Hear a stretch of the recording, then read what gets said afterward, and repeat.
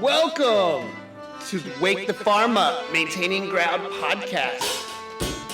This was first created by host Andy the Elf in February of 2022.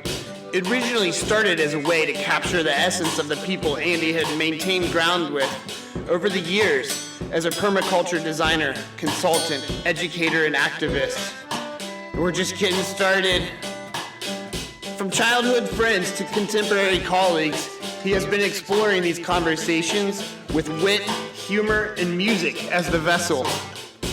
With capacity for remote interviews, host Andy the Elf has had serious conversations spanning the U.S., as well as international conversations. This led the podcast to being in the top 60 comedy interviews listened to in New Zealand, July of 2022. This could mean nothing but encouragement to Andy. In the fall of 2022, Andy the Elf casually partnered up with longtime friend Stefin101. From this partnership, the Wake the Farm Up live show was born. Early on, the live show consisted of lead anchor host Andy the Elf and sound necromancer Stefin101. In the short time starting the live show, they recorded more than 10 shows, including shows in Cincinnati, Asheville, North Carolina, Nashville, Tennessee, capturing a wide region of interest. They would normally have 3 to 5 guests on per show, all guests pertaining to the Wake the Farm Up themes in some way, and often very musically focused. Sound necromancer Stefin101 produces music and sound that flows with the feel of the show, ups and downs. And there's an allurement to the Andy the Elf's lighthearted, slightly tilted humor. Most shows consist of open adult conversation. Fuck, man! Come on, not right now. Yet there are many family-friendly episodes as well. Hi, I'm Goose the Dougal. Parts of the conversations will have you dancing, like this one right now. There's people dancing right now. It's a show like no other, and every show will be completely unique and different from the other as the pod grows. Currently, there's a lot of energy coming to keep this show alive and coming up. We have so much gratitude for all the support in promotions, production, booking. This is a natural rise. We're so grateful for this. Podcasts have become one of the top consumed forms of media people are consuming. Everyone is doing a podcast, sure, but no one is doing what we're growing here at Wake the Farm Up, Maintaining Ground podcast. Come on, Wake the Farm Up. And now we've officially welcomed our new host to the show. Here we go. We're welcoming Liz Virgo tonight. She'll be co-hosting many of our live shows moving forward, as well as contributing to special field work projects where we are excited to see what's next as the pod grows. Thank you all. From Andy the Elf, Liz Virgo, and Stefin101.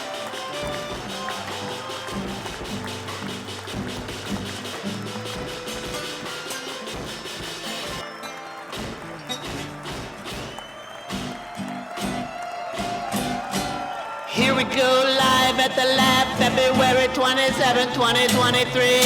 How you gonna be? Time to wake the farm up with me. Welcome Liz Virgo tonight, she's gonna be with us now.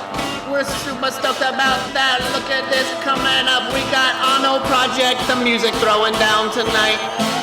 Super casual, chill vibe. We're gonna be rocking just right.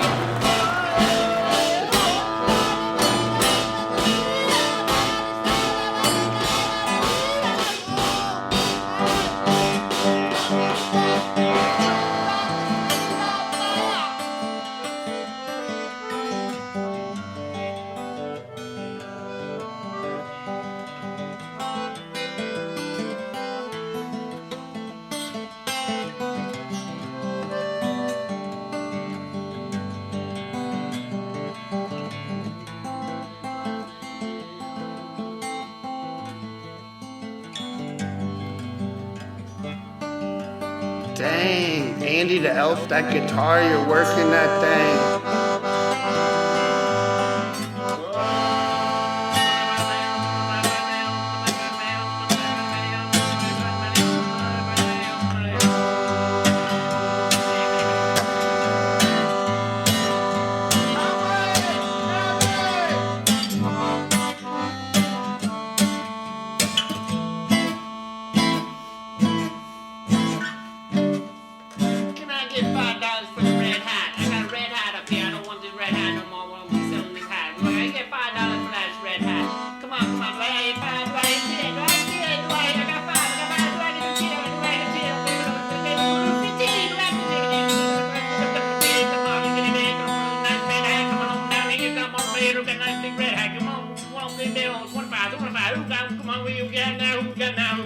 Come on, bring it up now. We got 30. Come on, now we got 30. Come on now.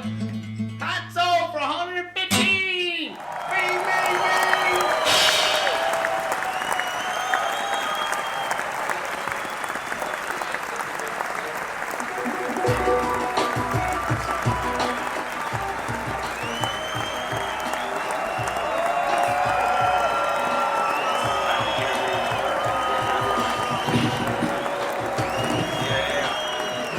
Yo, Branson, the show is getting started right now down here, and people like piling and leaning over the balcony section here, bro. Like, we're getting this show here started tonight. Now, this is like the back of the original style, so if the sound comes through funny or something, you know, it's just like, that's gotta go. Looks like the coyote screeching over here just a little bit.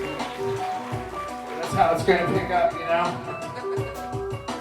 Like, we do this show, and then we're gonna do another one again, so, you know, hopefully you guys come back when we have, like, 12 gadgets hooked up to the digital, onto the gizzard of that. So, why did the chicken cross the road?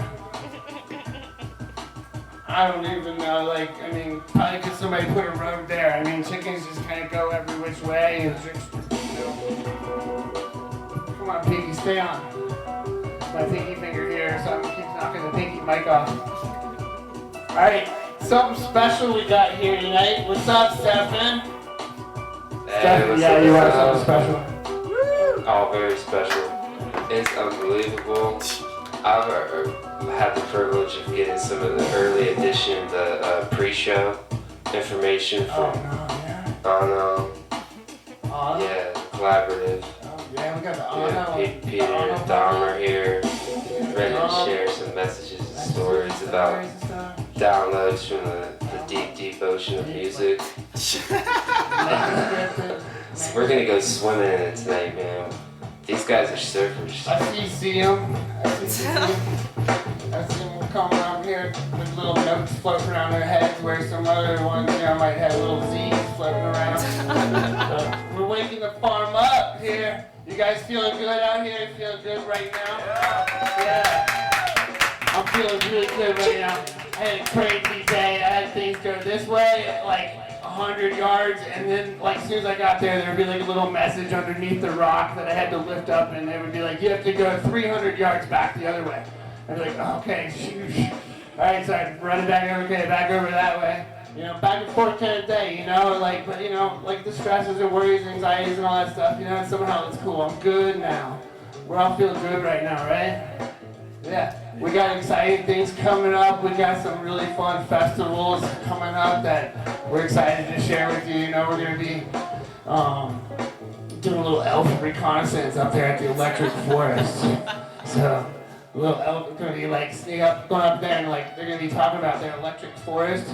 But I'm also going to be talking to them about like electric culture. You know, there's like copper and that whole situation, you know, like bringing more energetics into the soil so your plants can grow in certain ways. And that's just how the natural soils were in the forest around us originally anyway. Maybe not perhaps in pyramidical shapes, you know. And I have seen the one. And I have seen the one. And I have seen the one. Oh, the stars they shine. And I have seen the one.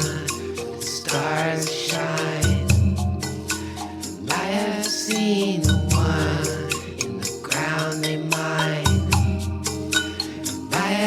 seen the one. Oh, the stars they shine. Moonbeam sing, everybody bring. I will bring rings and build fires. Moonbeam sing, everybody bring. I'm gonna build rings and build fires. Fly, keep passing us by. And I have seen the one. I've seen the one. And I have seen the one. I've seen the one. And I have seen the one.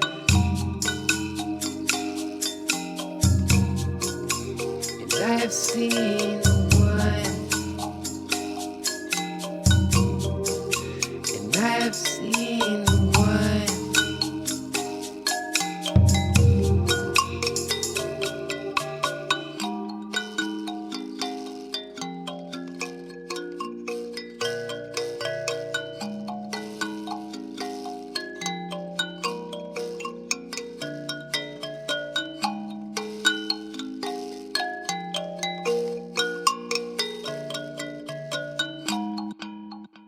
But there's some really fun stuff coming up, so much fun that we felt that this pod was growing. And we have a new little bubble, pop. We have, and we're welcoming, as we close season 2 of the Wake the Farm Up podcast, maintaining ground for 2 seasons now. This is our final episode of season 2. Welcoming in our season 3 with Liz Virgo here.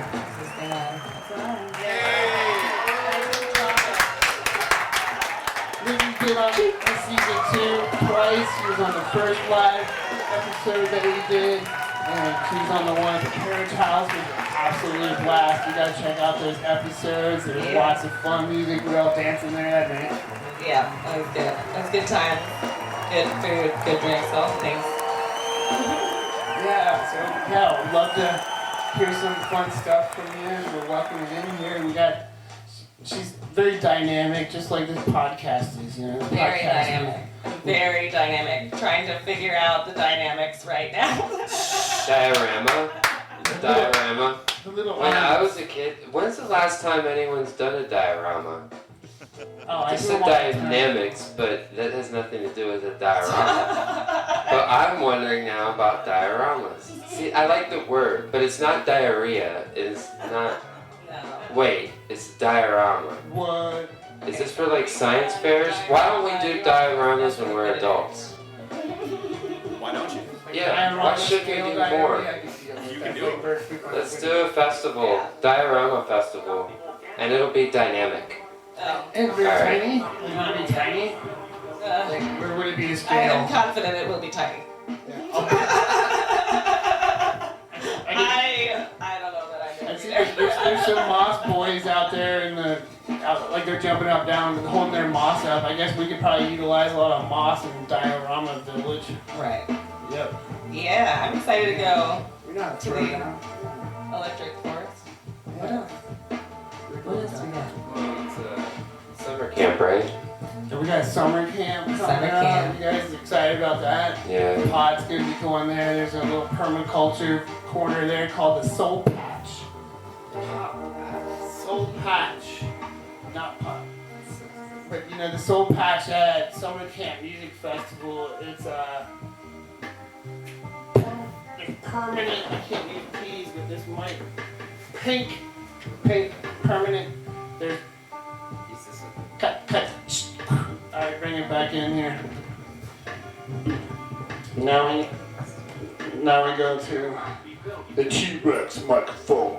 Alright, so as I was saying, I think I was anyway. I was talking over the other day. I ran into this guy. He was trying to sell cars just because he had a certain kind of top hat. That's what I was talking about, right? You know, and then this guy was like, yeah, I got all kinds of cars. I got big cars, I got little cars. I got little cars, I got expensive cars, I got cheap cars. What do you need? I got cars. And I was like, I need a car for my diorama. And he's like, I got Hot Wheels. He jumped right on it, and he was like, I got these like vintage sets, 1950s Hot Wheels, very collector's edition, 10,000. You rolling like that? I was like, no, I'm not even like that. So that's what I was talking about, right? So we figured out, Andy and I, that we go back since 2006. Trying to figure out, were you there too, Stefan? I was 6. Who else was there? You were 6? Who else was at Power to the Peaceful? Yeah, Power to the Peaceful, yeah. Shanti getting down in Golden Gate Park, we were at that concert together, we figured that out. Yeah, throwing it back, Wake the Farm up since 06. Yeah. Go back. Putting it out there to the peaceful, like encouraging them, supporting them in all the different ways they're doing things, to break free from the system that keeps us from being able to be powerful, peaceful. Yeah, that's good. I remember one of the secretive parts of that festival was they had an Israeli and Palestinian woman each up there on stage talking about how they both wanted peace for their children and being there together. Being there together, that's powerful for sure. Still to this day, still necessary messages, especially today. Wow. Yeah. It's good, but yeah, so some people were asking here about, how Andy and I go back. I guess, I don't know, I remember you were planting a big tree in my neighborhood a few years ago, and then you were in my garden. I planted a bur oak on Bur Oak Street. Right, and then, so a few months ago, we were gonna hang out in... I didn't even get paid till like 2 weeks later, so I was Bur Oak that day too. No, remember, you wanted to, you told me you were coming to Bur Oak, and we had the whole confusion. I thought we were harvesting Bur Oaks. Oh, yeah. So we ended up doing both. Right? Yeah, we went and harvested oaks. Good stuff. I just finished my Bur Oak flower the other day. I'm so sad my acorn flower is all gone. What was the favorite thing that you've made with acorn flowers so far? I made a lot of pancakes. I really go that big. I love that. Yeah, I'm not big on like fried chicken. I made it like once or twice in my life. I did try some of that. I don't really know the correct temperature that I should be using for that. But the pancakes I've got down. Bam. Yeah. I've definitely been inspired, so you guys know this is the grocery-free Yogi. And there's the last time I was actually going into the grocery store. Get this, I don't even know if you know this, but I'm like walking in and my phone starts ringing, and it was Liz Virgo. And I was like, I turned around and started walking back to my car. She's like, what are you up to? I'm like, oh, I'm just getting my car driving home. True.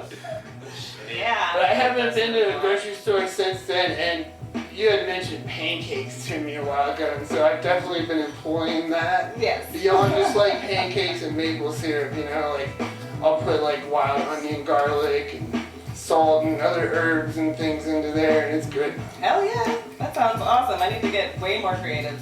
I did some sourdough acorn flour pancakes once, but I'm not responsible enough for sourdough starter yet at this point in my life. You get it too sourdough. If you know The you donation know, I guess. stations over there in the that section, they're cracking up over that sourdough. But yeah, it's been 2 months. Pretty much, yeah, 2 months tomorrow. No grocery store. Nice. It's been good. Wow. Learning all the local markets, all the tricks of the trade. So, of like a local market, what's the most that's like a grocery store? For like somebody like Stefan over here is like, I'm used to getting food from a grocery store, I want that vibe. But like you go into it and it's like, he's like stoked, like look at it, it's all from like here, but it's like, I need this, I need that, I need that, it's there. Yes, well, I'd like to call on Stefan. I don't know, you said you looked like you had something to say. Oh, I remember a post that you made. That was a really, I don't remember many posts. I don't know, do you guys, do we remember many posts? We all post. Do we really remember? I don't even remember a lot of stuff I post, right? So how am I thinking? Anyway, but I do honestly remember a post of yours. And it was, you were picking apples in the middle of the street somewhere in Clifton. And I was like, I've been around, I know Clifton, and I'm like, Right. I still don't really remember, where were you exactly? I don't Where are even the apples and remember were they across the good? street. So they were delicious, but I was at like Martin Luther King. Yeah, and something. are you Guys, I allowed? didn't know about this. Apples and they ate them. Yeah, I ate them. I still got applesauce that I gotta eat. What? Yeah. Okay. Let's go back here. So that was just a random shell station in the middle of the city. That like there's this app. What? Yeah, there's an app. It's like Fallen Fruit. It's $1. You pay $1 for the app. Oh, fallen fruit. Yeah. What? That's like people you'll pay $1 for an apple at the market. And for $1, I know. They'll tell you where the apple tree is. Oh my god, and oh my god, I just listened to the best Doug Elliott song ever. It's like you can count the seeds in an apple, but you can't count the apples in a seed.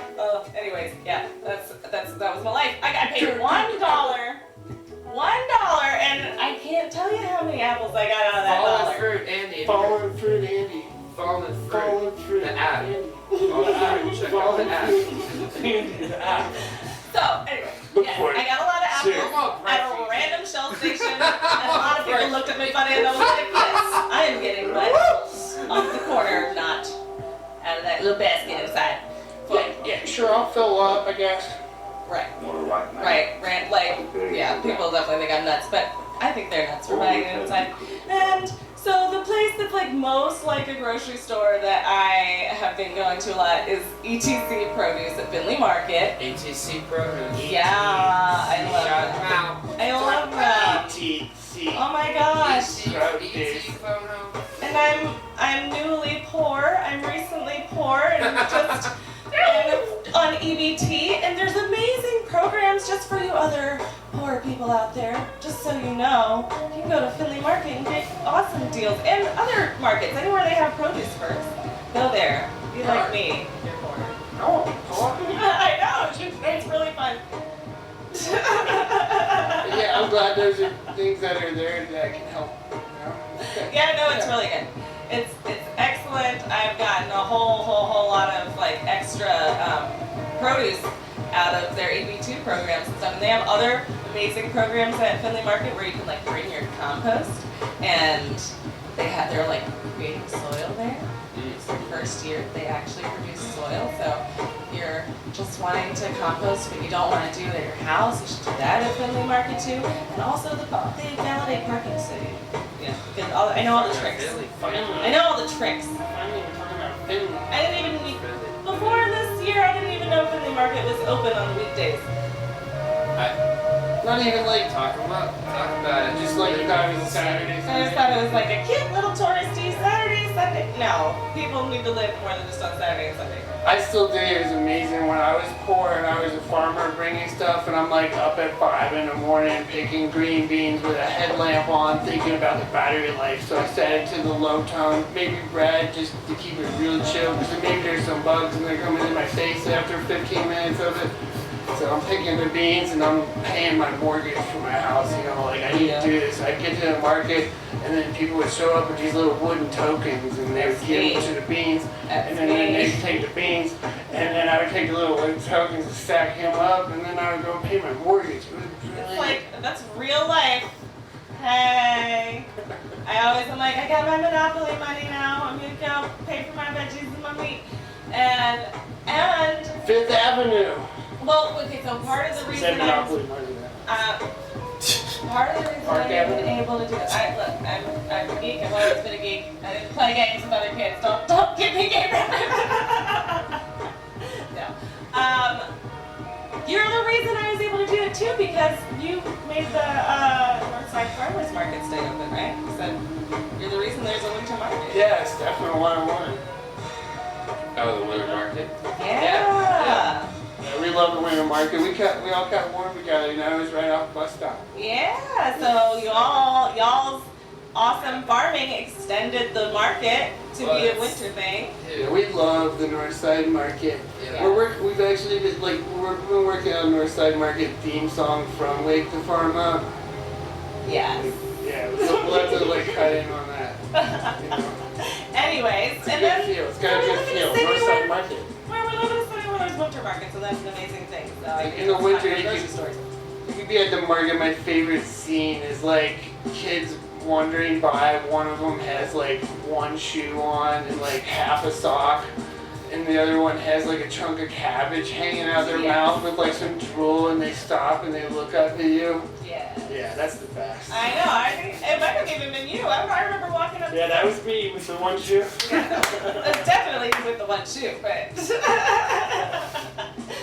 No, I remember when I started going to the market a few years ago. I definitely used to just shop in grocery stores. That was definitely how I got my food. But it was novelty. I'm like, you support local, you support the farmers every once in a while. It's cute. It makes you a good person. And it's good time. So I go and I remember all these kids were just like chomping on full cucumbers. I was like, what? I want my kids to be like that. I'm like, that's the way they should eat. Cucumber. Yeah, and then it's been downhill since there. And then I was like, oh yeah. I was thinking I was doing all these things for other people, and then end up I'm the one who's like, oh no, I love this. They're doing stuff for me. Yeah. I know one of my classic like mopey farmer market stories. I probably told it on the podcast before, but I love it. It's where these people came up and they had like these $5 artisan donuts in their mouth. They wanted to get some cucumbers. Right? The cucumbers were $1 a piece, like not to mention they got a $5 donut in their mouth, and they're like, what if I go 3? Can I get them for $2? I'm like, dude, I got a mortgage to pay. I'm not like a not-for-profit organization that just is like, I'm just a human here trying to make an exchange, and you got a donut. So I ended up getting half the donut for the extra cucumber, It was not a bad donut, but yeah, I would not have paid $5 for it. That's a lot of cucumbers to sell to get a donut. I would have also paid $1 for the cucumber, but I would have bought those. Yeah. But I mean, one of the things too that got me into it, so I've spent some of my time in the city singing in Muse, Cincinnati Women's Choir, shout out. And they are a social justice choir, and we did a human trafficking theme. Whoa. Yeah, it was deep, but we How do you make a theme track to that? that I know, right? That was an interesting process, but it was good. They did a great job. They picked out excellent music. I don't remember what it was right now, but it was great. But I do remember a lot of what I learned. And there was a lot of awareness about how a lot of these farms, even organic farms, even the wonderful farms, are often using trafficked labor. People are not being treated properly. So I always, I think my approach to things has always been try to be a good person, try to have my actions have a positive impact on the world. So I thought, buying organic is enough. And you find out that it goes deeper, and that anytime it's a huge industry, there's probably a whole lot of issues. And then you learn about like the fertilizers and the connections to the chemical industries and that sort of stuff. And there's just a whole different situation when you buy from a local farmer. And yeah, you might have to pay $1 for a cucumber, but honestly, it's like you get to pay somebody properly for their labor, and you're not investing in the destruction of our planet. Wake the farm up. Woo! Bang! So happy to welcome you to. Yeah. I'm so glad to be here.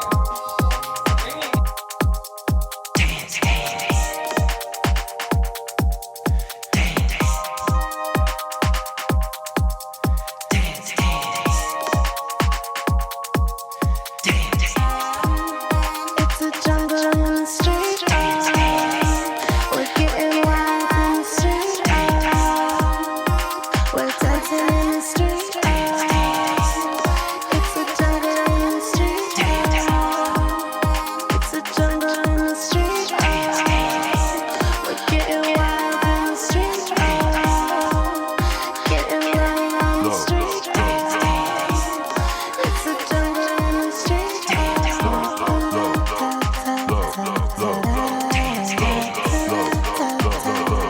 It's technotronic. So bionic. It's technotronic. So bionic.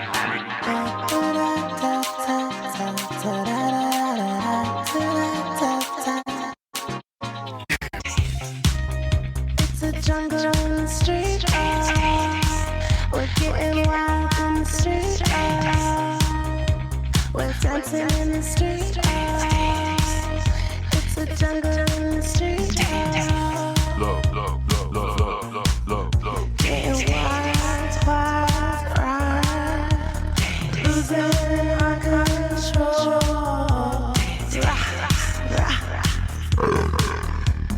Jungle, jungle, jungle. Nothing hold us back. We're free, we're wild, we're free, we're wild, we're free, we're wild, we're free and wild. We're free, we're wild, we're free, we're wild, we're free, we're wild, we're free and wild. Wait for Pharma.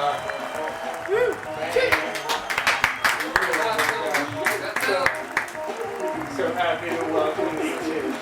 Yeah.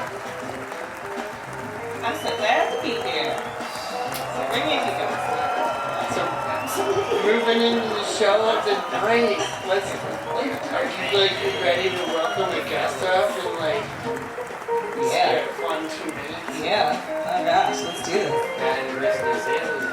I know this time thing might have to bend on this. We'll see how this thing as the time go, but the calibrated sands, they know their own gravity. Oh god.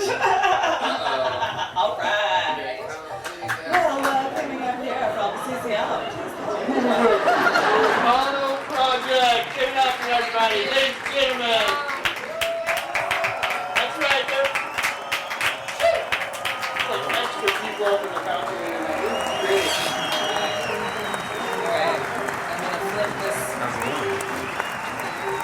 How are you? So, Alright. Are they picking me up in there? Alright, I'm gonna flip this. Yep. Is that my timer? Your time is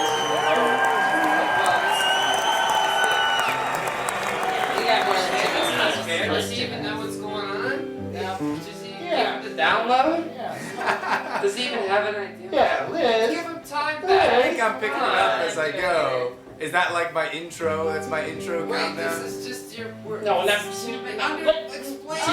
Quick. Don't just shove him up there and flip the thing. Put it.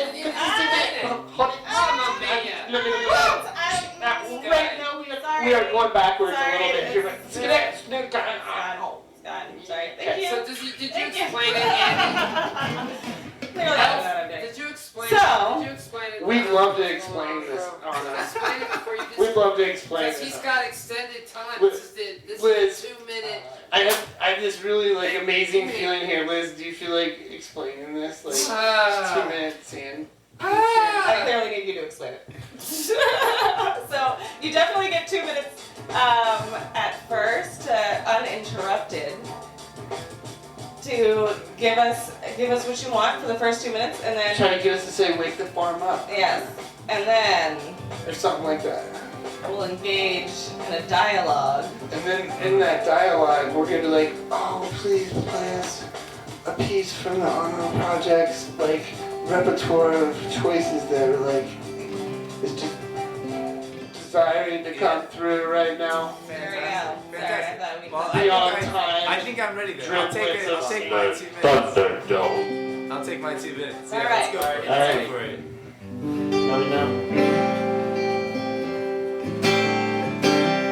Well, hello folks at Wake the Farm Up. Thank you so much for having me today. My name's Peter. I am the primary artist behind the idea of Anno, which is this project that is all about personally discovering and trying to rediscover and subtly reinvent the modern artist who's concerned with all sorts of things, which, hearing the dialogue before about, sustainable living, sort of the appreciation of community, the appreciation of our resources. These things are at the forefront of a lot of the things that I think this project can be and is trying to be, which is why it's such a privilege to be here tonight. So thank you guys so much. As I think they might have mentioned a little bit before, I had the privilege to study classical guitar at the Cincinnati Conservatory of Music. Forgive me, the University of Cincinnati College Conservatory of Music, as it is now called, the UCCCM, not just quite the CCM. But yeah, and so my background comes from that, and lots of other styles of music. Now today I'm focusing more on the folk side of things. Lots of really cool messages that have come out of that music.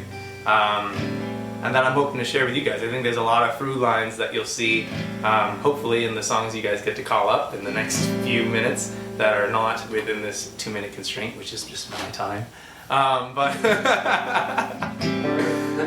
So yeah, before I get too off topic there, I've been making music for, oh my gosh, too long now. And I'm just now getting to share it publicly, which I'm really excited about. So thank you guys so much for having me, and let's get to it. Yeah. Yeah, Wake the farm up. Yeah. Well woven 2 minutes there. I like how you got your music that you brought into it still, and you can just keep going with it. I love that. Feels cozy. There's this cozy sense, all of a sudden there's a fire going or something. I love that. I love playing by the fire. Me and my friends, we would always just sit there and I would just talk while strumming. Something very simple. And it helps give sort of a cadence to the conversation. Yeah. Helps the flow. Cadence. Yeah. You like that word? Yeah. Got some good words. The tea lounge did a little extra jump down there or something. It looks like there's people actually migrating down to the tea lounge right now too. What'd you guys think of that pine needle tea tonight? Oh, I haven't gotten to try it yet. I need to. I honestly as soon as somebody mentioned it, I was like, I really want to try that. I've wanted to try pine needle tea for a long time. Yeah, there's little carts going around and stuff. But yeah, it's really awesome. Yeah. The wait staff is having a field day with all of the guests today. Yeah, if you haven't seen them yet, see the people with the orange vests on that have the clipboards. They are asking a few questions about your thoughts around the pine struggle. Make sure to tip them well. Right. It made me curious about next parts. I'm like, well, I don't want to get these playing, but I want to go marching. Yeah. I think they have some of those plant parts back there. Mm-hmm. There are some dried peaches and aronia berries too, which are fun to put in it. By the time you're done drinking it, if you haven't already, it's a nice little snack, a little sweet treat. So, Peter, I remember you had talked with me a little bit about working with Earthships, studying the Earthships. Yeah, sadly I haven't gotten to work so much with them. I'm sorry. Have you been to them? No, I haven't even gotten a chance to visit them. Yeah. Okay. I think I severely lack in experience with no shortage of enthusiasm. I've thoroughly imbibed in some self-study on some Earthship things, mostly aesthetics. I used to love architecture. Architecture was a huge passion of mine when I was young. It was one of my first sort of prospects of thinking oh, how would I like to spend the rest of my time professionally, intellectually, whatever kind of thoughts. If you get those kinds of thoughts in 8th grade, I don't know. But, maybe that's telling of the kind of environment that we come up in as kids. People always pressure us to figure out, what it is to do with the rest of your lives. I remember wanting to be a microbiologist fish. Microbiologist. Yeah, I was 3rd grade or something. I carried my little microscope around and I would scoop up water and look at the microbials in the water and stuff with my microscope. I'd say I wanted to be a microbiologist fish. Yeah, I was gonna say just focused on trying to kiss somebody. Yeah, well there's time, I think there's time for all these things for all of us still. There's time for fish and kissing. But yeah, so I honestly, I think from the very first time that I saw a random YouTuber spend a night in an Earthship, I was just enthralled. I was just like, this has got to be bigger than it is. The idea that our habitats, and this is the thing, I love thinking about the world as one nature, not a division between that which is human and that which is natural. I mean, humans are another natural organism. Wake the farm up. Yeah, That's and what we're talking about here on this we show. spent thousands of years, millions of years trying to navigate this space and think about, well, what does our habitat look like? What do humans need to survive? And like, I think we've gotten a heck of a distance away from the needs, straight into a lot of the things that we now conceptualize as wants, which is pretty reasonable. I think the intellect of the type of things that we've had to confront as our species like begets a lot of the issues we have with discerning need from want. But yeah, I think Earthships tie together a ton of those things. They do a bunch of our modern amenities in some of the best ways I've ever seen, especially the work done at Earthship Biotecture.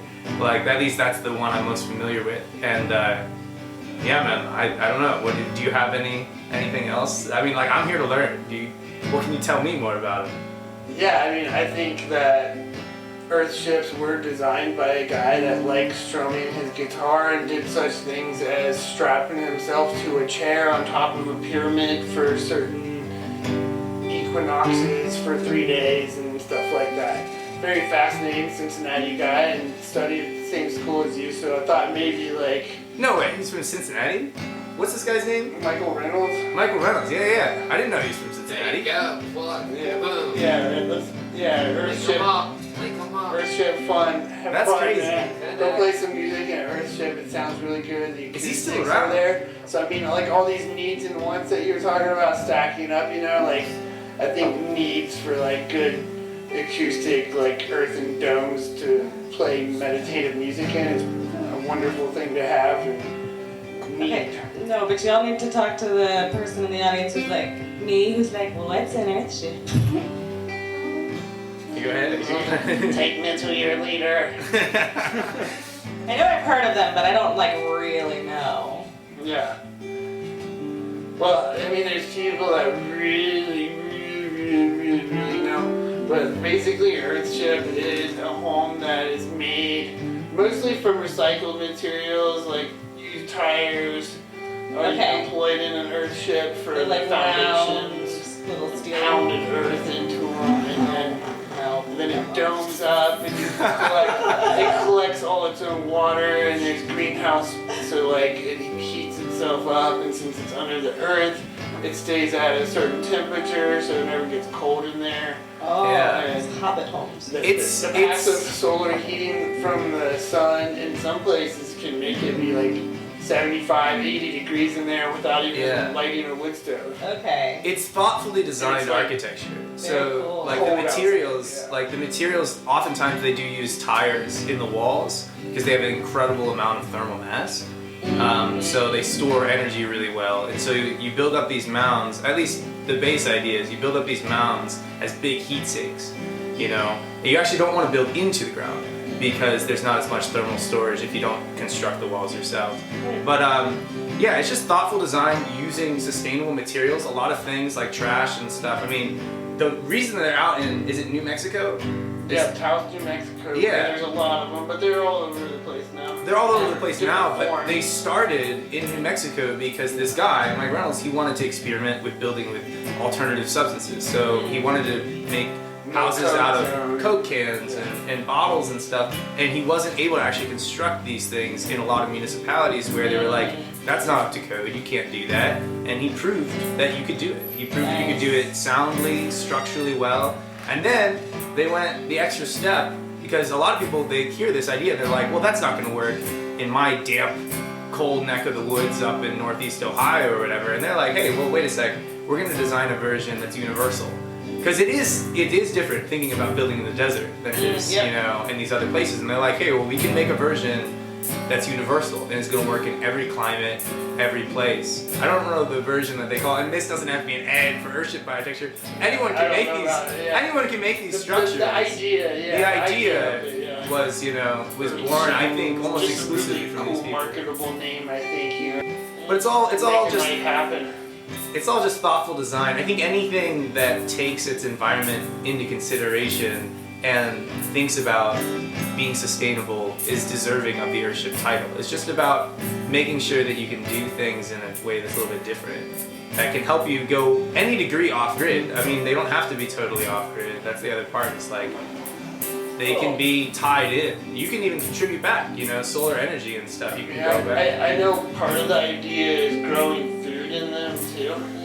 Oh yeah. I've probably stayed in like 7 or 8 of the different ones in the Taos area. And I've been to some of the ones that they use as demonstrations for their gardens and stuff.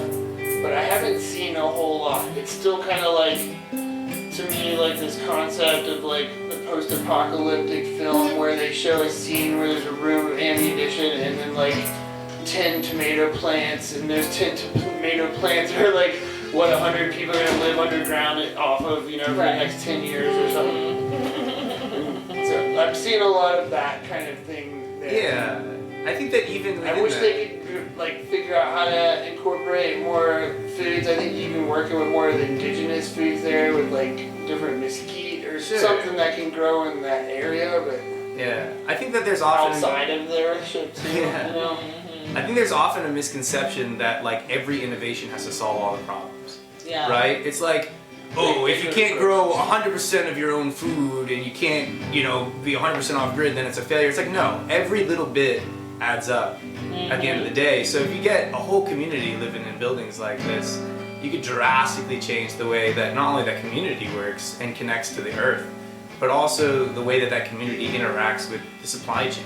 You know, even just you order one less banana from the store, one less cucumber, one less dollar in the pockets of people who aren't thinking about these problems. Absolutely. It makes a huge change. Yes. Wake the farm up. Wake the farm up. Wake the farm up. Keep waking them up with these little jambles. You gotta, like, so some of your music, like, does architecture come into your music at all? Like how you form it and stuff? Like, do you think you could make a Earthship out of a song? That's a wonderful conceptual question. I think that all the arts have integral connections. I think the discipline that it takes to make anything come from imagination to reality is found in every artistic discipline. Now, I think that there's a lot of skills I lack in order to really put together an architecture into the framework of a building. Now, whether or not you can take a song and make a building out of it, of course you can. Yeah, like a mortar and tennis, that would be like a 7th flat major or something. I think there's lots of different ways to conceptualize it, but there's no doubt creatively you can bridge the space between music and structure in the physical world. People do it all the time.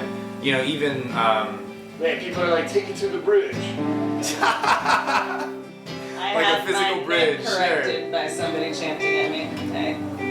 You've been corrected by somebody chanting at you? Yeah, my neck was aligned by a chanting. Okay, there we go, like a physical structural influence of sound. Yes, my atlas was in your personal experience. corrected. Yeah. Wow, that's intense vocal magic. Like, It was how? intense. Yeah. I was not aware going into it. That's how it was going to be Like corrected. you were but saying the chant, or somebody said Somebody the chant chanted to me. at you, and it was like, wow, Oh, there goes my neck. wow. Yeah. It's like some Power Rangers, like I'm seeing like Power Rangers kind of lights coming out of them or something at the back of your head. Yeah, but I mean, if you think, I mean, I wish I had the capacity to think about the physical structures of like sound and light, how they create.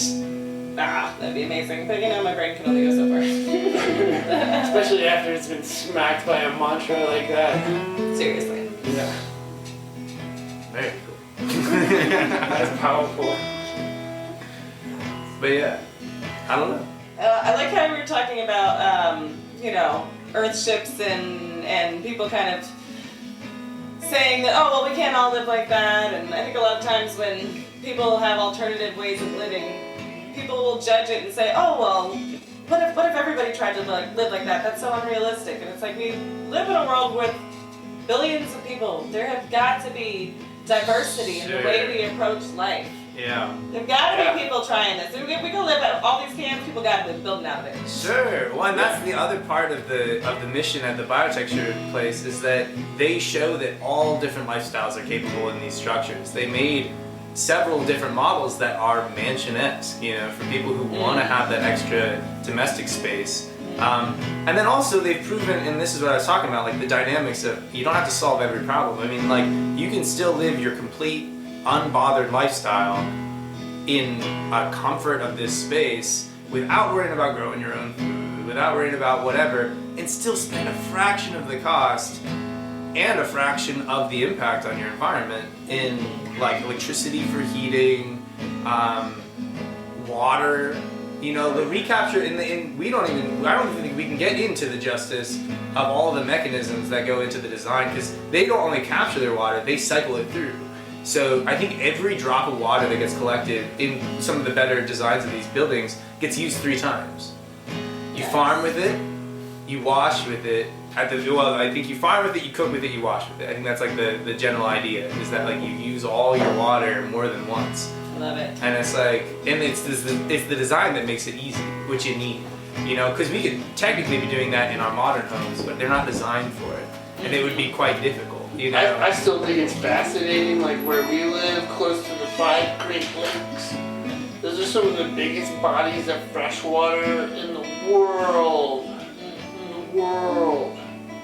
And like we're still like up here just like, like I just saw like some people like during that little mellow part, they just headed to the bathroom and all like flushing it down into the water.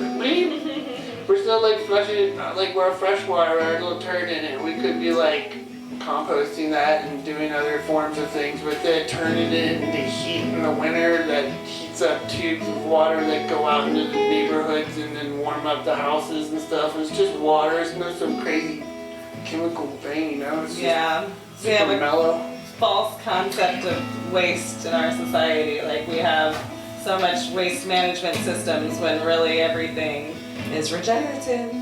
I do remember, like, especially like in the late 90s, like hanging out with college people and everybody be like, hey, let's go get wasted or something, It's like, I feel like that kind of mentality like still kind of hovers in the realms of colleges and whatnot. Would you say that kind of like?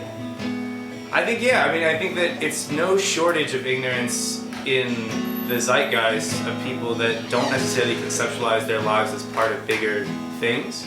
And when they localize themselves not only to their immediate environments of like, do I have stressors I want to escape from this weekend?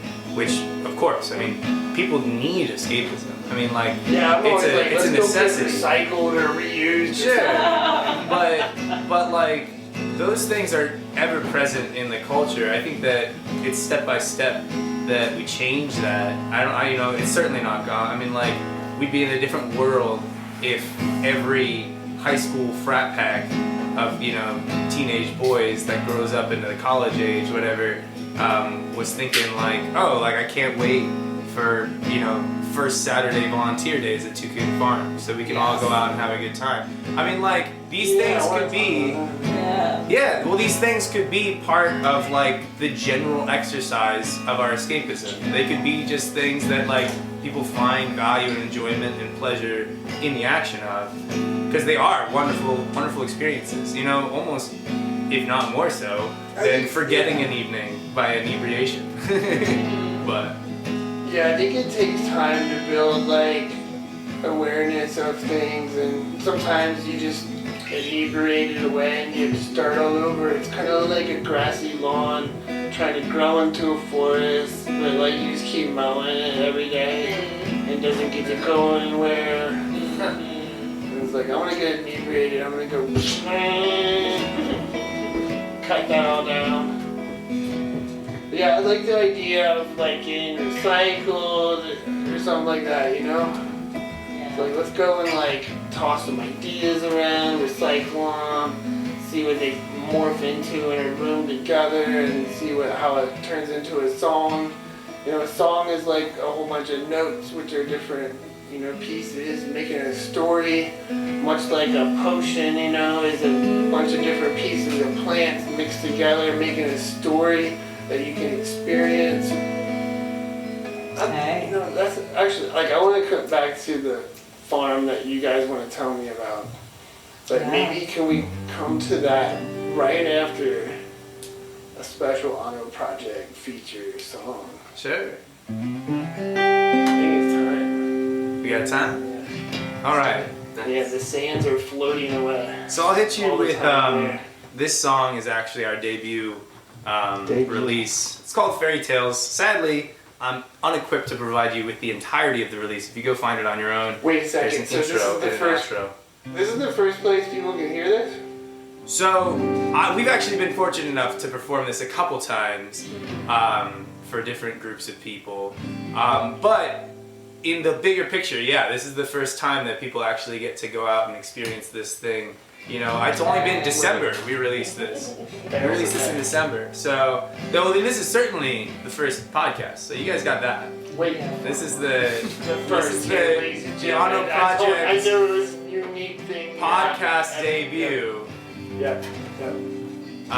But this is Fairytales. It's a song that's it's all about not waiting for an imaginary ideal to start endeavoring onto things that you know are good and worthwhile.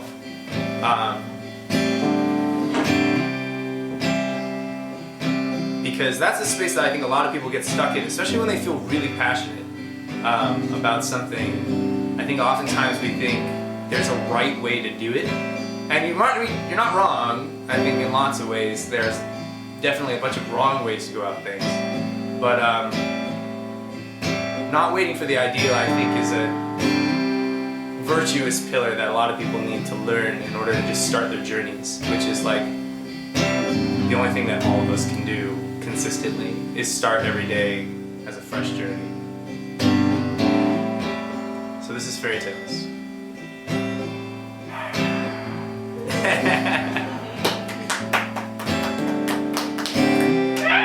What's this fairy tale you're waiting for, honey? Life is crazy, don't you let it catch you behind. I know something's going on behind your line.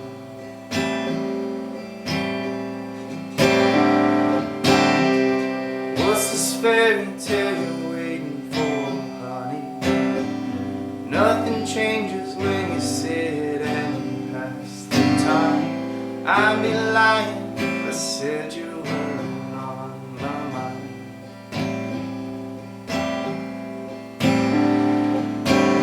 So what's this fairy tale you're waiting for? What's this fairy tale you're waiting for? Every night I know that there's a fire burning deep inside.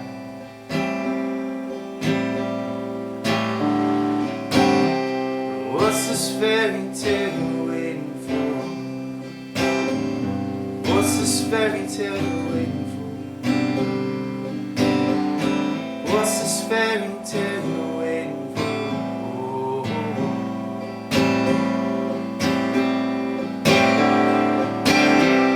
I'm not waiting on it anymore, honey. Life is crazy and I'm taking my sweet time. Moving forward every day, I know that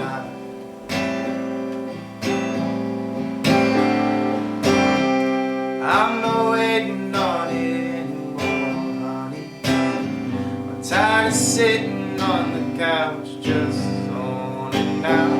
Like, what is this? Ain't a show even about.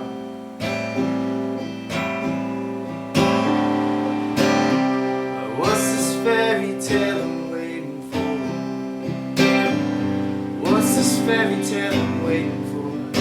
Every night I know that there's a fire burning deep inside.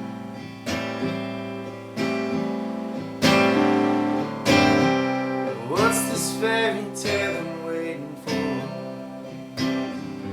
What's this fairy tale I'm waiting for? What's this fairy tale I'm waiting for? Oh, I don't know. I don't know. But I suppose that it's nothing real. I should let it go.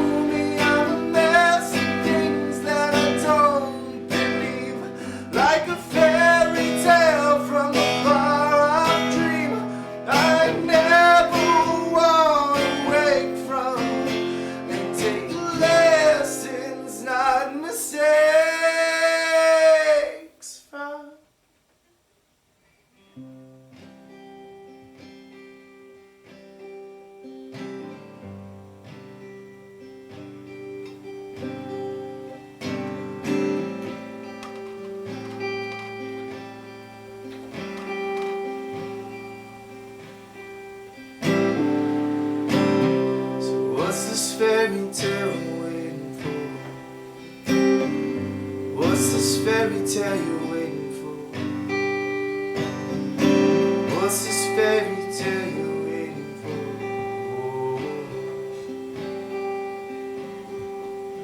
Well, I don't know. I don't know.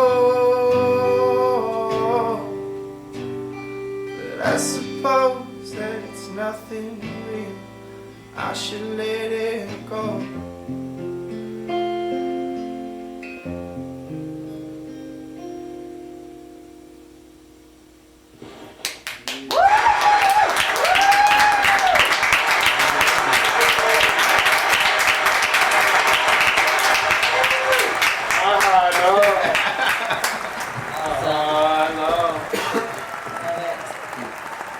Thank you guys. I like how you bring such more like a orchestrated experience of feels to a song. It's not like a classic verse refrain. There's a lot of bridges. There's a lot of architecture. There is a lot of. It's a unique structure, that song, but I think I picked it as my debut because of the story that it tells. It's all about not waiting for that ideal to get started, and we started. Just got the ball's rolling now. Yeah. But check the sound a couple times and it's rolling. yeah. Love it. All right. Some of our guests that are in the astral projection section where they just like transform themselves here and then they like disappear. I think there's some other. They launched off, but there's spots usually they amazing people just transport out pretty for their quickly. fairy tale anymore. They're like, we're going for it right now. I mean, go for it. I mean, it's the ideal moment, right? I think it's the ideal moment for you to tell me about this farm. Like, I've been hearing about this farm in the Cincinnati area. Big man, set man, build man, hallelujah. That's how we get it. Big man, set man, build man, hallelujah. That's how we get it. Gonna be big man, set man, gonna build a bridge, hallelujah. That's how we get it. Gonna be big man, gonna set man, gonna build a bridge, hallelujah. That's how we get it. We gotta invite Dom up, right? Yeah, when you're in the farm, we're gonna get Dom up here. Get this after. Yeah, look at you. Oh boy. Gotta come over here. Yeah, sit here. Ladies and gentlemen, boys and girls, and everyone else, welcome up here on the stage. We got Dom. And I do believe Dom is of the Anno Project.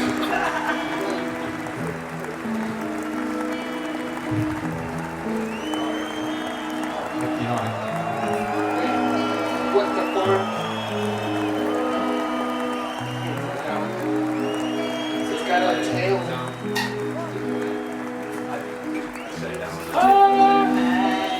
We got Major One Entertainment. We got some entertainment, Major. We got reconnaissance missions coming out. We got General Squad. We got Major Minutes.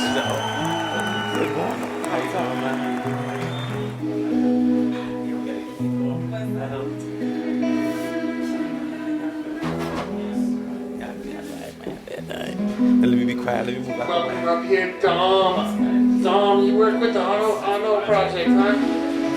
Hello, yes I do. I play guitar and bass for the Untitled Project when unfortunately our better bassists are not in. Okay. So you ready to do 2 minutes for the Wake the Farm Up? 2 minutes. Documentator here, Dom. Sure. And do I set my own time? I think he's gonna budget if he sets it up. I think he can set. We can. If I shake it really fast, can I speed myself I'll up? do the honors here. Is he a politician? You ready? I hope not. Okay. Well, hello. Dom's 2 minutes. It started. Its hands are sands of time are flowing. I'm Dom. Let's see here. How did I get involved? Peter and I grew up in the same hometown. We did not really know each other at all. We managed to pass through all of the same schools and everything. He was like 3 years ahead of me. And then we both knew of each other roughly in Cincinnati. And then there was a week where I ran into him like 3 different times. And I was like, I know him, but he, like, of him, you know? And I was like, do I want to bother introducing myself to this person? Because it's going to be a pretty much cold introduction. One day we ended up just seeing each other at Sitwell's, and I finally decided to be like, all right, 3 times in, 4 days, gotta say hello. And we ended up having a very long conversation about music and philosophy and kind of like what we viewed as the role of the artist in society. And I think we agreed a lot on what a lot of those things were. That's a good conversation. Yeah, no, I mean, it definitely went there pretty quick, and I really enjoyed that. So, we both had a lot of similar ideas on those things, and then, flash forward a few months later, Peter telling me he's getting an ensemble together to kind of bring some of this music to life, and be able to get it to the people. And I absolutely want to be involved in that. I mean, it's like beautiful stuff, and just, actually, it's music with meaning, it's not just background white noise. Music has such a profound impact on my, well-being. I gotta treat it like almost like a diet, I gotta think about what I'm consuming and how it impacts me. And I think that there's a lot of musical fast food, there's a lot of junk food you can consume without it really giving anything back to you. And the thing I like about all the stuff that, is under the Anno Project is I think everything in there, it has something to give back to you if you give it your attention, your undivided attention, And I think that's what you can ask for. Wake the farm up, man. In any music, I know. So it's really beautiful stuff. Yeah.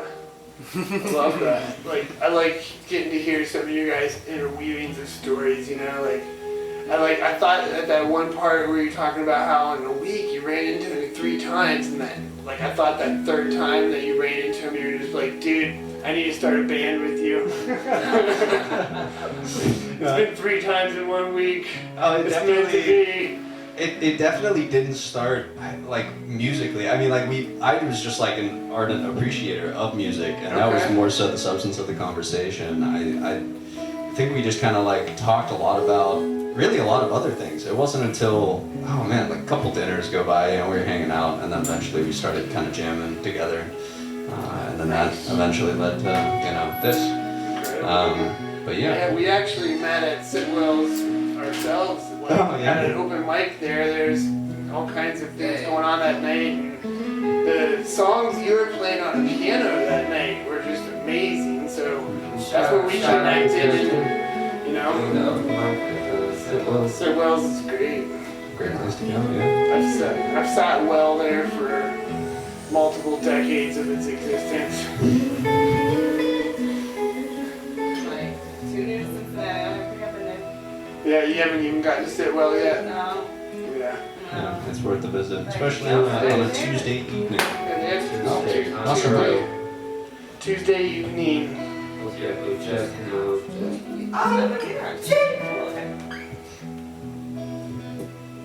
So what else do you have you written songs as well, or are you you're the type of musician that can take a piece of music from Peter here and be sit down with it, look at a piece of paper, and next thing you know you're playing it, or? I think prior to working with Peter, I'd never really done much in the way of seriously writing my own stuff. I think it was a mix of not really doing a lot of singing on my behalf, and also not really knowing how to make it happen with other people. I had this very personal relationship to music, and that sucked. Yeah, I've had a lot of back porch picking kind of time for sure. The frogs think I sound great, but who knows? Yeah, it's great and it's fun for a while, but then you kind of want to be able to do something with that. You want to give it back to people, and you want to be able to share that with other people. And this kind of it's funny, out of that sort of, you lose that sort of personal relationship, but you gain a more intimate one with others, and I think that's really cool. But yeah, working with Peter has really kind of been pretty inspirational for me to work on my own stuff, and he's been great for kind of really getting me some experience in that way and taking me out and like kind of developing me musically, because that's definitely not like the background I come from. I'm not a CCM kid. I'm just an amateur who has a lot of fun with music. My appreciation has always far outpaced my ability, and I'm just trying to ameliorate that with Peter. So Awesome. So we also wanted to talk to you about your day job. yeah, my day job. So when I'm not doing the musics, I am working at Tikkun Farm. I am the farm educator, and I take care of the animals and the plants. Tikkun Farm, can you spell that for us Yeah. so audio listeners can look that up? Yeah. Tikkun, Tikkun. We're on Elizabeth Street out in Mount Healthy. It's a cool spot. We do a lot of community work. We have we're a nonprofit, and honestly, for being real here, the word farm is a bit generous for what we are. We're more like an urban homestead, We adopt a lot of permacultural practices, a lot of like sort of sustainable, composting, and, we make our own in-house fertilizers and whatnot. A lot of good work in that way. But we also have like a very large community sort of aspect. We have this, one of our crockpot meal delivery plans. We feed over 300 families in the Mount Healthy area every week.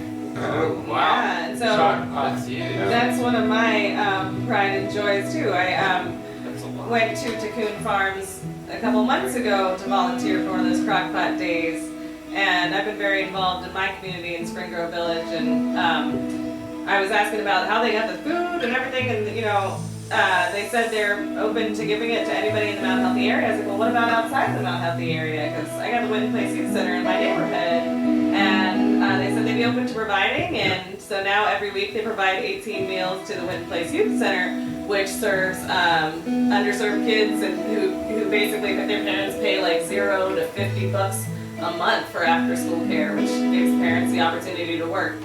So it's amazing. Like I'm like at home thinking like I'm this genius because I figured out how to make like a pot of soup for myself or something. It's like, oh look, I can put my mushrooms in and these herbs and some salt in, and then I have my own soup, and but you guys are like taking it to like 300 people and like more people than that even. That's fascinating. I can't stress how much it is just the community giving back to the community, because Tikkun Farm, as we stand, we're only around 10 people. Like, that is what the staff of our farm is. That's a good amount of people for homestead. But it's a good amount of people, but not enough to feed 300 plus people in just one of our programs. We also run healing art programs. We do a lot of different like environmental art programs, which are cool, and soul collage, and we do a lot of different things. Other with food. We have the free market that runs on Tuesday, Friday, and Saturday. Same with the crockpot meal plans. No proof of income or any of that is needed. If you are coming here to get it, we assume that you need it. So just come take it. We offer just like free food to the people, and a lot of that is just community driven, right? The people prepping the crockpot meals are often the same people who are receiving them. They're just coming in who are like, I get a crockpot meal, I can drop off another 10 on my way home, and that's just so cool. So do they really make them in crock pots, or are they in large like soup? So we prep we prep spice kits and veggie bags and everything that you would need to go inside of a crock pot, and then we can drop that off to you. Or if you need a crock pot, we also can just deliver crock pots. We have a bank of crock pots that we have that we just give out to people who need them whenever they need them. So you can be like, hey, I need a crock pot and I need the food, and we can do that. If you just need the food, we can farm up. Now, like everybody that's listening here knows where to get a crock pot. Right? Yeah. Like no excuses. Like when I come over here, I'm like, where's the crock pot dinner?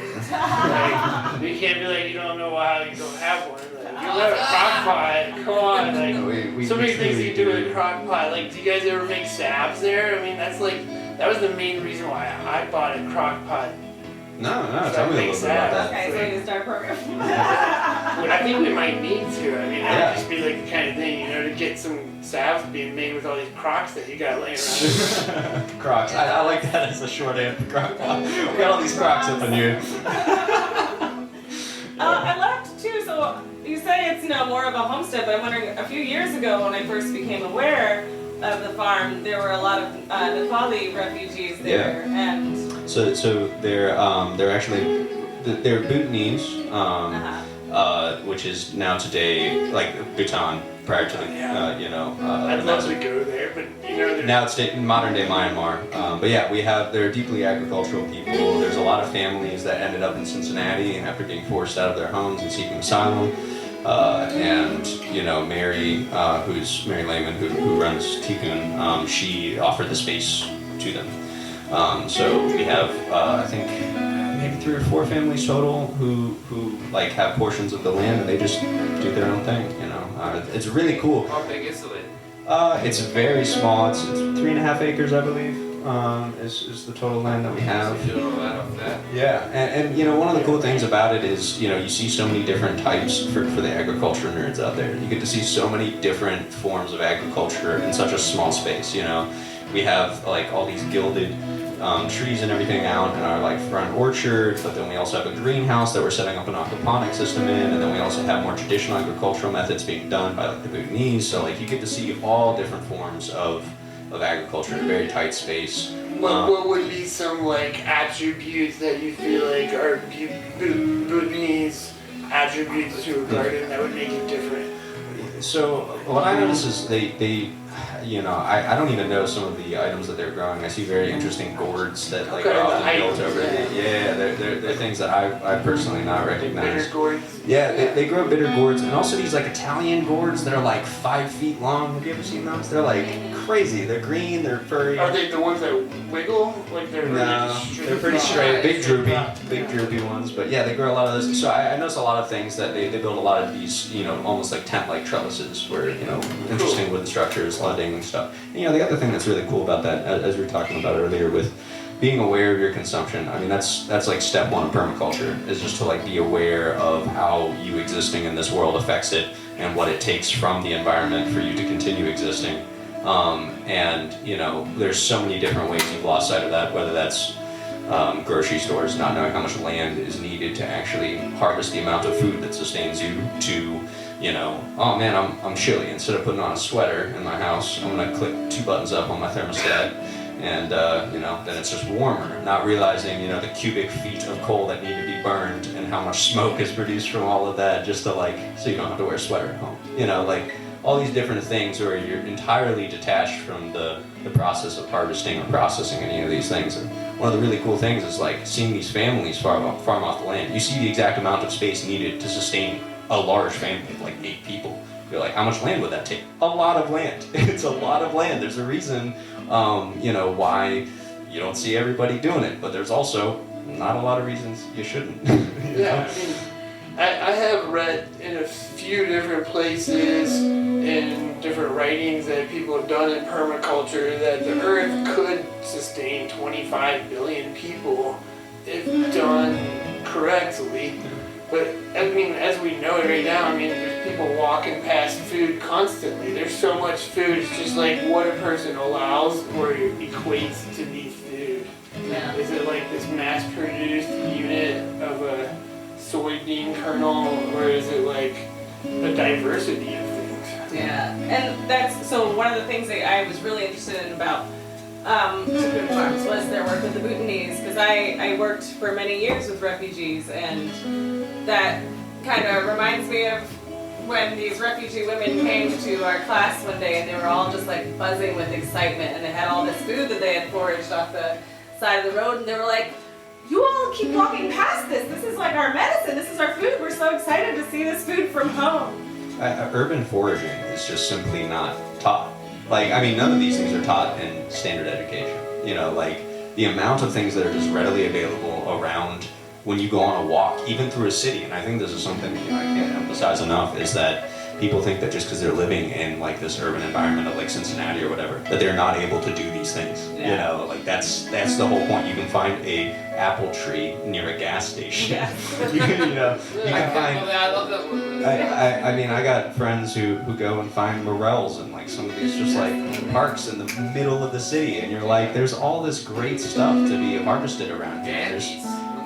Yeah, I mean, there's, and like the pawpaws and like, you know, there's just so much stuff that you can grab from around here that's so cool. Most people do not even know about pawpaw trees. Blows my mind. Yeah. They're like one of the best fruits indigenous in Ohio, and you, like that you can get. Yeah, it's so delicious. Yeah, try pawpaws. like even like the onion garlic, like how much like we're eating all the onion garlic, like there's so much of it right now. It's just everywhere. Like it looks like wild grassy onions. People call it grass, onion grass, all kinds of different things like that. But it's a garlic, and it's just easy. Even if the ground's frozen, you can just rip it right off and just like hold it up with scissors and just like. And also the tiny pieces you can throw that in your crock. And it's not to downplay and there's the like difficulty. mustard garlic, you know, it's out there. It's like starting to come up right now, and I love that. You know, that cold weather thing about how it can lower the freezing temperature of water. And if you're eating that, put it in your crock. Yeah. You know, what about like in your crock. what about some different mushrooms? You know, for in these crocks, you know, like instead of bay leaves, you know, you drop in a couple turkey tail mushrooms. Like all of a sudden now. Everybody's getting like anti-cancer. Like, whoa, that's one of the off products of this crock. Yeah. This is some good crocking. No, it's crazy, and that's like, you know, not to downplay the difficulty of being in the city and trying to make it work, but also like, you know, there are a lot of things. People want to eat these things. Yeah, I mean, the ground may take a little TLC, but you can do a lot of cool things. I mean, if you have enough space in whatever area you are living in to put down like a log that is kind of rotten. You can grow some lion's mane mushrooms in there. Like you can propagate so many different things, and you can have these like great things just to have in your own backyard that you can forage. Yeah. And then these are systems that we can create too, and it's like the beautiful thing about permaculture is like we can create whole ecosystems that have food for us. Great food forests too. Yeah. I mean, the only thing that I've ever really wanted while creating those things, you know, kind of looping back to like wants and needs earlier in the conversation here at the show, like I think it'd be great, like when you're out like harvesting these things, to have the cello player there. Playing cello while you're harvesting or something. You know, it's like music is so important, and there's enough food, you know, for foragers to be able to like collect stuff while people are playing like instruments next to them and stuff, right? I mean, it just makes sense. Yeah, we'll have to start having some live music sessions in the Tikkun food forest. Yes. Yeah, celebrate all the wonderful foods that are there. We need more like 4th grade science fair. Like, do the beans grow better when we're playing the cello? Or do Yeah, they grow worse when we play the cello? By the way, the people picking the beans will be doing better when the cello is being played. That's how you know the beans are growing Not if better. I'm playing cello. Maybe if I'm playing cello. I don't know. I've never gotten to hear you play cello, so I can't speak to it. It's the kid your talent. It's just a little bit. I can play a little. Hey, but when you're out picking beans or something. Can you tell us about that? Yeah, you want to tell us about it? Sure. I admit, like, it's okay. Like bean festival. He spilled the bean. Spill that bean. Yeah. I gotta turn this off. Is this on? No, is it? This one's not even very long. Yo, this is Peter back on the mic. Hello. I don't know if you could hear me before, and then hand me into the room. So yeah, no, I mean, among all these things, I mean, like trying to pull communities together, trying to do things, spread, you know, positivity and messages about sustainability. There's this wonderful place called Middletown, Ohio, where some wonderful people live. Oh yeah.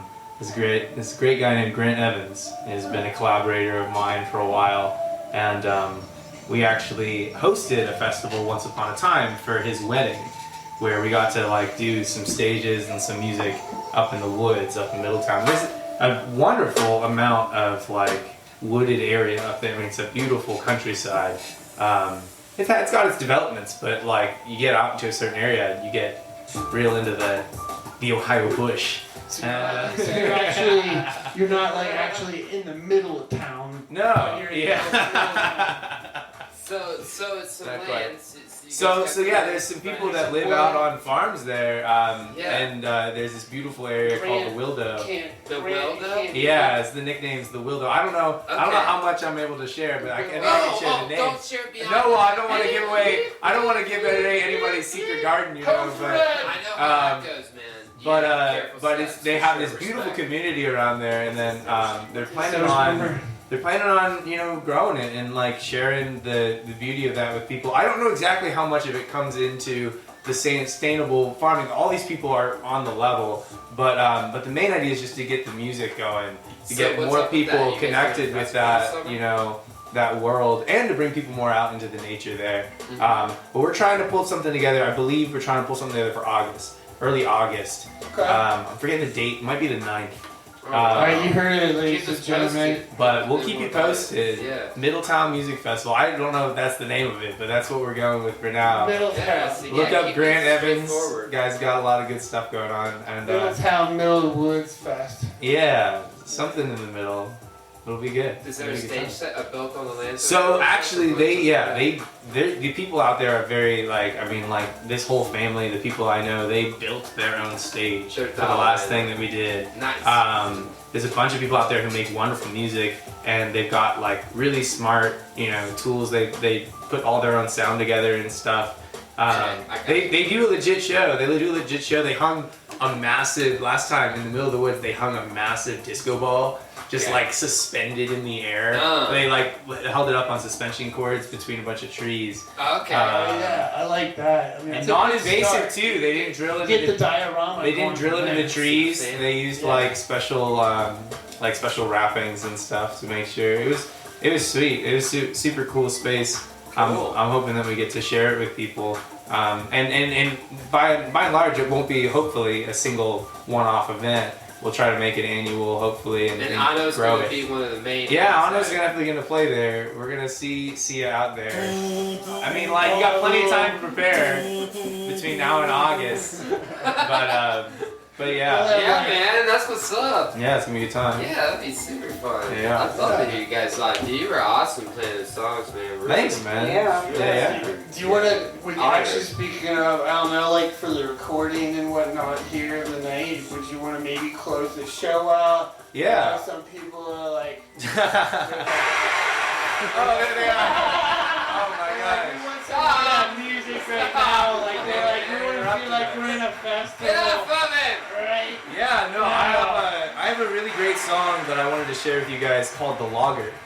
It's actually a song, there's another song that I think you really like called Wasteland Campin'.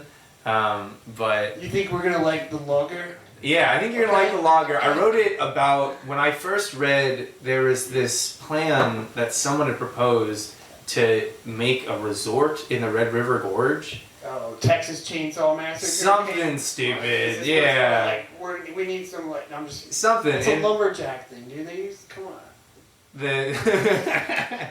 So anyway, I read that in an article that someone had proposed this plan, and I was like, what a terrible, bad idea that is. You know, to have that space. Imagine just looking out in the gorge and just seeing some, you know, monstrous chateau, you know, just like looking over the thing. I mean, like, it might be pretty, but it's not the landscape, you know, and like that's such a precious area. And so I wrote this song called The Logger that was all about imagining having to live in that community and be this person who like lives in that space, in that nature, and be like, this is so unnecessary, you know, like leave it as it is. And I can share that with you now. Yes. This is definitely, so this song is totally on the country end of the folk spectrum that I live in, between rock and all those things. This definitely comes closer to that folk country style. Hey, well, I'll just say, at least I didn't go to jail. Countries I get. Let's see.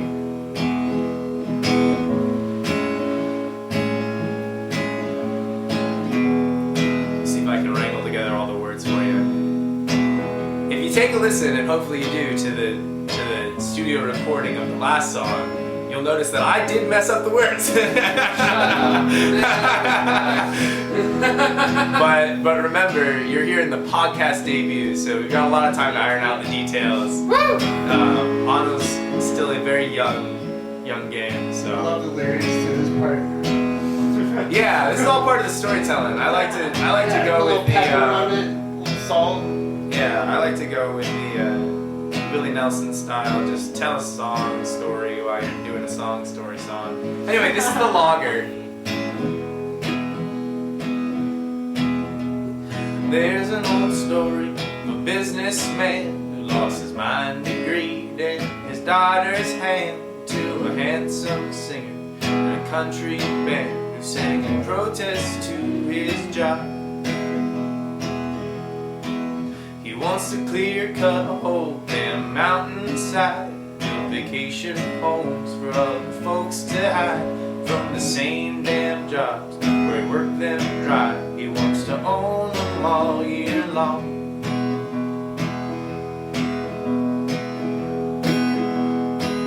But Lord knows that he cuts them trees for spite, while I cut my trees for lumber, so I can feed my winter fire, and I can keep my family warm. And Lord knows that he cuts them trees for spite.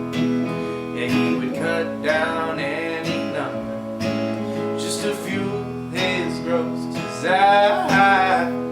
Money's all he wants. Well, you know that this old businessman bought the city council just as fast as he can, so he can twist their arms with his corporate hands, and he can take whatever he wants. But a logger from the cabin in the valley below tells the city council the community knows that the mountainside is what the deer call home. They should leave things as they be.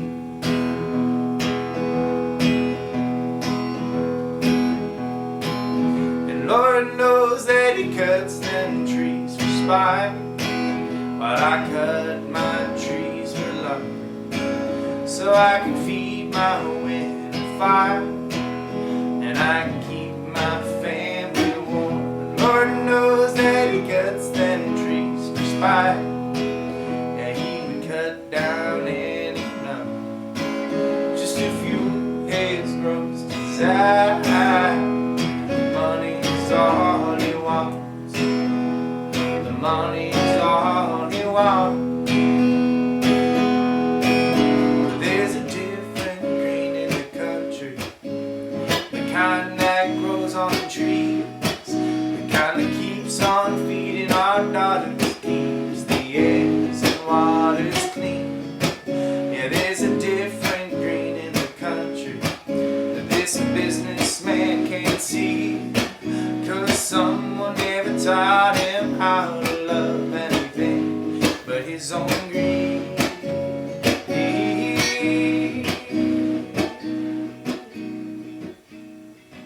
So Lord knows that he cuts them trees for spite, while I cut my trees for lumber, so I can feed my winter fire, and I can keep my family warm. Lord knows that he cuts them trees for spite. Yeah, he can cut down any number just to fuel his gross desire. Money's all he wants. The money's all he wants. The money's all he wants. The money's all he wants.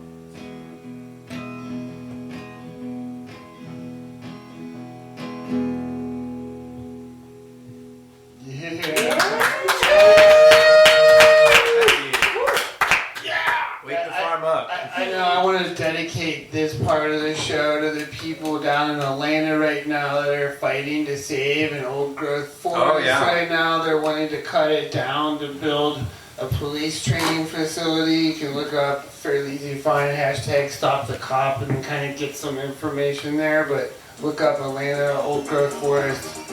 A tree sitter was just killed there by the police like last week.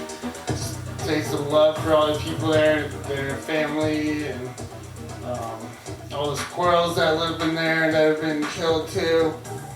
Frogs that have been like driven over by tires and stuff like that. And like the voles whose little holes they work so hard making their own little earth ships down in there, right? You know, and they're working hard and they just get stepped on by somebody. They're just cutting that stuff for spite. Like right now, that song cut, dude. It's like I've been up in trees making sure they don't cut them down for certain reasons, like there's one that I was up was almost 1,000 years old.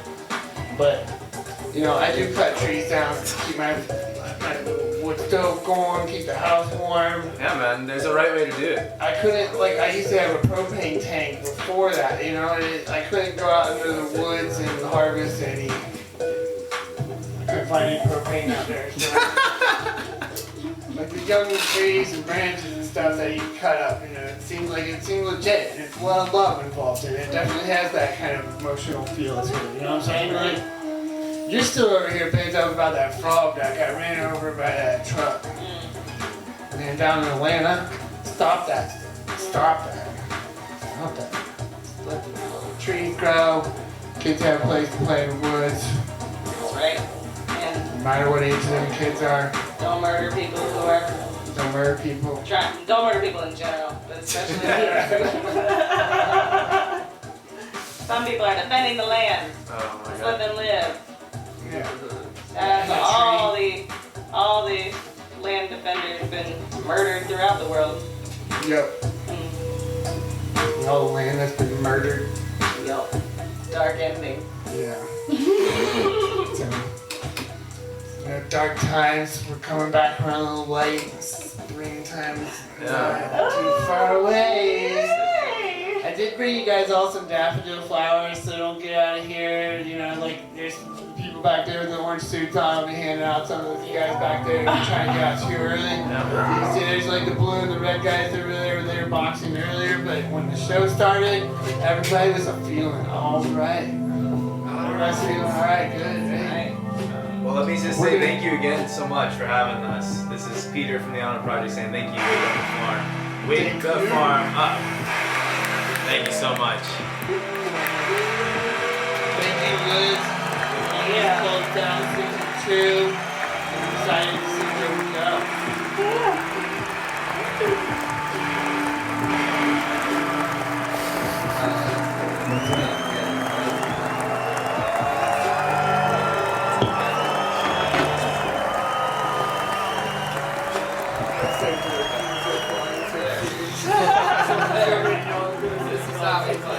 Great to meet you. Likewise. Love the music. Thank you for the conversation. Don't get mad. Happy we got to share it with you.